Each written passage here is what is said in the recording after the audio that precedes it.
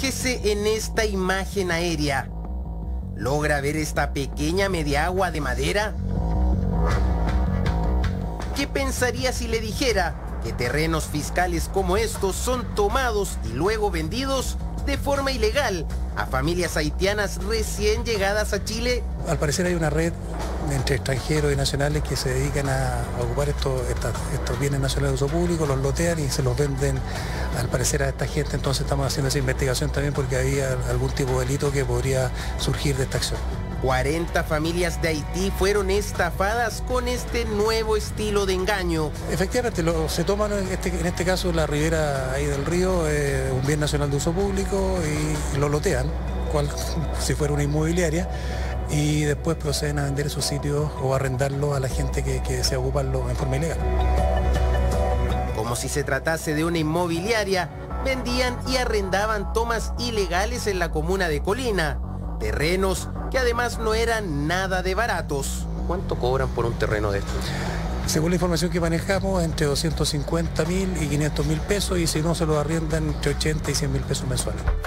El hecho fue registrado en el sector de la ribera norte de Colina, justo a un costado del río, una zona de inminente peligro. Evidentemente es un sector que no está habilitado para edificar ni para construir, por cuanto es una ribera de río, con el peligro que ello conlleva. Entonces, por eso mismo, entre otras cosas, aparte de lo ilegal que es una toma, se les procedió a sacar. Además de vivir constantemente amenazados por la naturaleza, este espacio luce totalmente descuidado.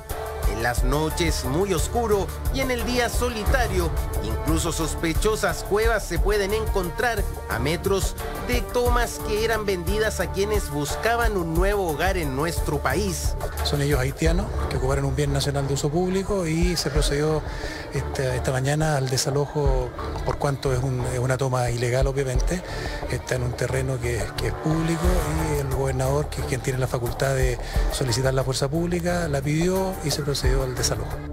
Durante el desalojo, incluso, un extranjero tomó una pistola, una desesperada acción para defender lo que creía era su terreno. Efectivamente, una persona que sacó un arma, obviamente con lo que significó el susto para nuestros trabajadores. No por una persona que haya sacado un arma podemos calificarlo a todos de que tengan antecedentes, que sean delincuentes. Yo creo que es todo lo contrario. Muchos de ellos son víctimas de una banda que está lucrando con la necesidad que tienen ellos de tener un lugar donde vivir. El exaltado hombre había pagado 500.000 pesos por un espacio como este, pero ¿cómo trabajaba esta banda presuntamente integrada por dominicanos y chilenos? Fíjese en estas imágenes. En un primer bloque vemos pequeñas divisiones en el suelo. Cerca de 12 lotes como estos eran vendidos por 250.000 pesos o arrendados mensualmente por 80.000 pesos. Atrás de estos primeros lugares, terrenos un poco más grandes eran vendidos por 500.000 pesos o arrendados por 100.000 pesos al mes. Ante este tipo de situaciones, el municipio de Colina dijo tener una postura clara. No se va a aceptar ninguna toma de terrenos en nuestra comuna y en definitiva en la provincia, y me imagino que a lo largo de todo el país también va a ser la misma política.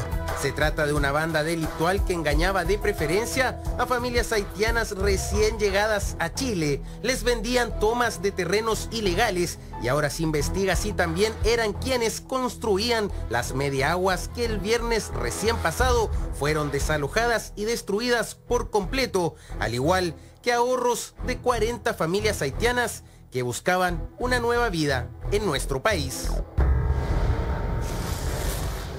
40 familias haitianas fueron las perjudicadas por esta banda presuntamente conformada por dominicanos e incluso algunos chilenos que tenían la media pyme, el medio negocio de corretaje en Colina precisamente. Les vendían estos terrenos que eran terrenos fiscales, o sea que no eran de su propiedad, a los haitianos que venían recién llegando, sin conocer la idiosincrasia, sin conocer cómo funcionaba, sin conocer ni siquiera el idioma, y les vendían estos terrenos en este sector de Colina.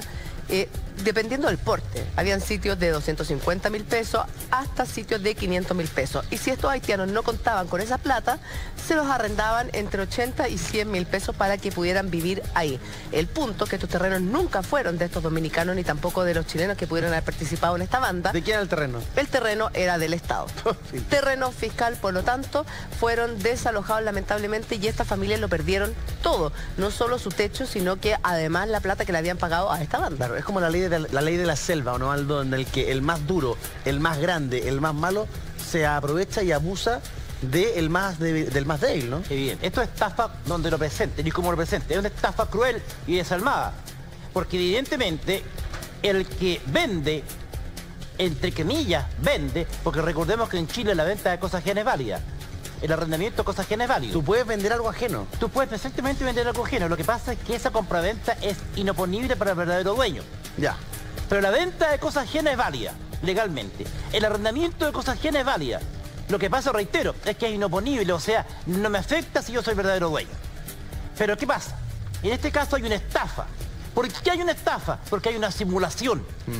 El estafador simulaba ser el dueño.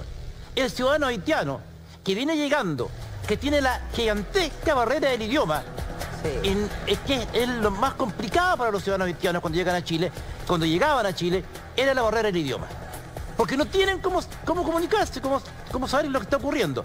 Entonces, y además, hay muy pocos facilitadores del idioma creolé con el idioma castellano. Entonces, todo eso les hace más difícil y son víctimas de este delincuente o de estos delincuentes que los estafaron. El delito es estafa. Oye, se pasó esta situación, general. Yo tengo algunas aprensiones también respecto de eso mismo. Conversaba con Germán, que aquí se aprovechan de la ignorancia legislativa. Tenemos una nacionalidad que tiene un poco más de bagaje, por decirlo, dentro de la vida nacional. La dominicana. La dominicana. Y hablan el mismo idioma. El dominicano es español. El dominicano español. Sí, Entonces, para ellos es más fácil comprender un poco hay más. una diferencia entre el haitiano y el dominicano, no. Pero el dominicano, hay dominicano que sí sabe creol.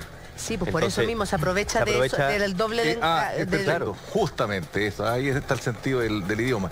Entonces llega otra nacionalidad mucho más vulnerable, en este caso, y aprovechando la ignorancia legislativa de esto, obviamente que le venden estos terrenos. Ahora, ¿qué es lo importante? Lo recalcamos incluso en una situación que hubo una toma hace poco tiempo atrás, es que estos sectores tienen que estar debidamente delimitados geográficamente y además identificados como tal, para poder impedir o tratar de prevenir que esta gente, al ver un terreno que no tiene... También hay una debilidad del Estado ahí. Sin duda. O sea, yo ayer salí a pedalear por la zona, llegué a Batuco y en el Batuco hay un terreno que es del ejército y que se ve abandonado, pero está súper bien demarcado. La reja está perfecta, una reja gruesa, alta, marcado por todos lados. Terreno del ejército o zona del ejército, no estacionarse, como que tú ves adentro como zona de guerra, como está abandonado, pero está muy bien delimitado. Aquí, en Colina, hay muchos sectores que son como sitios de eriazo. O sea, tú dices, ¿de quién es esto? De nadie. El dominicano, que maneja el idioma también del haitiano, le vende la cuestión, le vende el terreno, y cuando fueron a desalojarlo, salieron con armas a defenderse.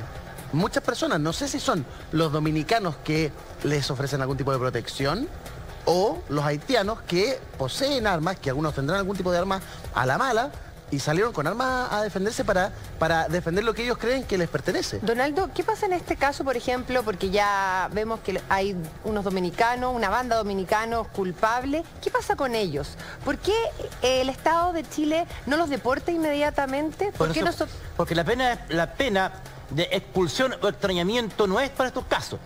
El ciudadano extranjero que enfrenta una pena inferior a los 5 años de cárcel, si es que cuenta con la licencia del Ministerio Público, el acuerdo del Ministerio Público podría optar, en el caso de ser condenado, a ser expulsado.